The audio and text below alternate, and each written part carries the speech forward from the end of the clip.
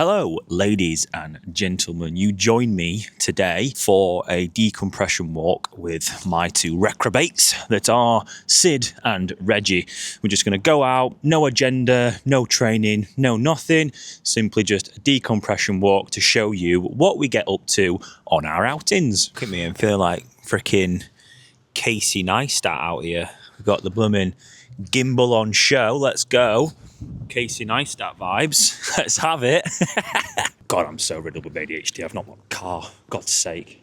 What a mess. There we go. Okay, let's go. So we're just walking to where I usually let the dogs off. We're just doing a nice little bit of some decompression, walking along here. Yeah, just got the boys chilling out, walking a nice little loose lead, as they should. It's really important that if you're going for a decompression walk, you want to make sure that you're setting it up for success. You don't want your dog absolutely heaving its tits off. You want it in a nice loose lead so that you can just be calmly out with your dogs, enjoying the scenery. So we're going to let thing one and thing two off now. Yeah, it's just nearly decked it. Part of just being in the UK, I suppose, is everywhere is just an absolute boggart. So you're pretty much guaranteed to be falling over at some point. Yeah, this is usually what I do. Again, lead off don't mean piss off. So they're waiting for the release. Break.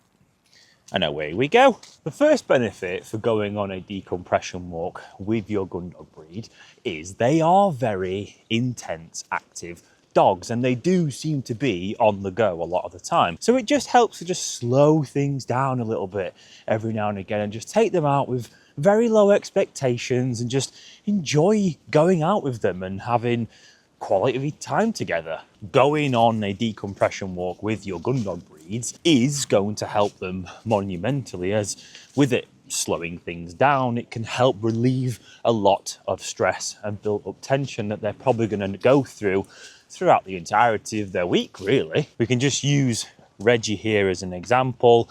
He's very chill, very just content, sniffing along, enjoying the environment. He's not bouncing off the walls, flying from left to right. He's just being a super chill dog, which is the whole point of a decompression walk, is just allowing your dog to just go and be a dog. As we all know, our Gundog breeds never stop. So one of the other reasons as to why I love a decompression walk is it gives them a safe, consistent outlet for both mental and physical stimulation. They can go off, sniff, track, and hunt to their heart's content safely and reliably, where they're not getting themselves into any trouble. What we must note, though, is this isn't a replacement for breed-specific fulfillment. It's just something that we can do with them to provide them with a little bit of stimulation on our walks. So as you'll see,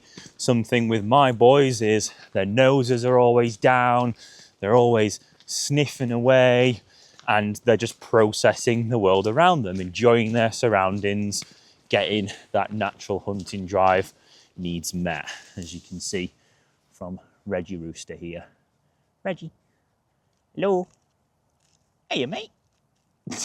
Benefit 3 is a strengthened bond between you and your dog. There's no training drills, no unwanted pressure. You're just simply walking together, either side by side, maybe a little bit in front, but they check in with you regularly because you have a strengthened bond and relationship with your dog. Commonly, my two won't stray very far in front of me, like what they're doing just here. They just stay relatively close. They'll check in every now and again, just like Sid's doing right here, just to make sure we're all good and all okay, and then they'll go off again and do their own thing. But they're very neutral, very calm. They're not bombing around like loonies. They're actually pretty chilled out for a couple of loony spaniels. Now, don't get me wrong, Sid does sometimes have his moments of extravaganza where he just thinks, like there, I'm going to go off and I'm going to go on a little bit of an explore. Now, I'm not worried about him doing that, because what is he going to do?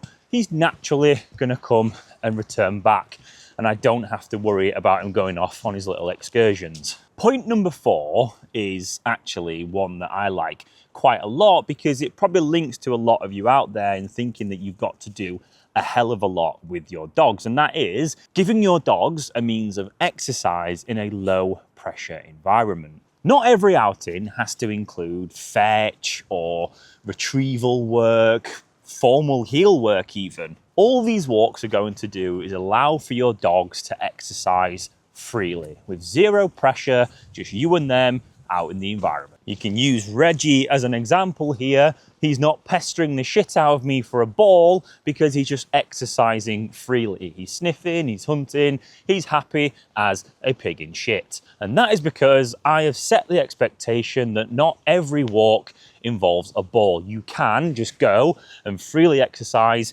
in the environment around you, just like Sid is demonstrating here. Wherever he is, he's probably going to emerge at some point. There we go. Happy as can be. Benefit 5, and this is actually something that you've probably not thought about, and that is it can benefit your dog and their reactivity. For your gundogs, quiet environments are a game changer for helping them navigate through reactivity. They get the space to decompress, just go and be a dog without any pressure from any other forms of stimulus, such as other people or other dogs, or maybe even other wild animals in the environment as well. They overall just get to feel more in control, and they don't get the pressure that they would do in other high social situations and scenarios, such as your local park that is absolutely laced with off-lead, unreliably recalled dogs. Sniffing, hunting, foraging, rolling about, whatever your gundog enjoys, they are going to be able to safely go through and tap into their natural instincts. Now, Sid is a little bit like Night Fury when it comes to being out on walks, because you know, blink and you'll miss him. But there he is, off in the distance, just going through his natural instincts, happy as Larry. Same thing goes for Reggie. Reggie, again, another example, was a dog who was very stressed, very in his own shell when he first came to me all those 5 months ago. And he genuinely didn't used to do a lot of what he does now out on his walks. He was very tense, very uptight, and it was quite a leading contributor towards his aggression. So giving him the opportunity to do this, I definitely have seen that he's loosened up in his body language. He's a lot more comfortable in the world around him, and he's just an all-round happy dog. Here we go, right on cue. Hey mate, you all right? Oh, camera can't see you. There you are. How you doing, bud? Having a good time? Super. Oh, little kisses from the boys as well. Lovely. Now, I want you to see this one as a benefit that's actually going to help you in other areas as well. And benefit 7 actually comes down to your dog's overall trainability and how much calmer they are going to be when it comes to you tapping into training. Gundogs learn when they are in a better state of mind. If you can regulate their nervous system, as spoken about before, and you can calm them down, you're going to be in a better position to achieve more when it comes to their training. So giving them the opportunity to have decompression walks every now and again is going to be massively beneficial for you in tapping into that side of them. When the boys are like this, they genuinely are a dream across the board. Sid settles so much easier in the house because he's had the opportunity to decompress and relieve a lot of that tension. Reggie, we have no issues whatsoever with him in regards to his resource guarding tendencies that he had to me when he first came along. And he's just an overall nice dog to be around. So are both of them. That is a really nice little headpiece you've got going on there, Sid. Let's take a look at that for us. Oh, wow. Yeah, it's lovely, that. You mind if I just grab that? Cheers. Thank you. You will find that if you are actively trying to train your dog, you're going to find it is a lot easier because they're just going to be in a calmer state of mind most of the time, making it so much easier for you to successfully work through training drills. There is nothing worse than trying to train a dog that is just absolutely off its tits. So having them be able to act like this is going to be a game changer for you and your training sessions. Break. Good boys. Now, this last one actually doesn't really have anything to do with your dog. It's to do with you who's watching this video. And that is, it gives you the ability to decompress yourself. Chances are we probably live busy jobs, busy lives. We have a lot going on at home, you know, family life, the ins and outs of all of that.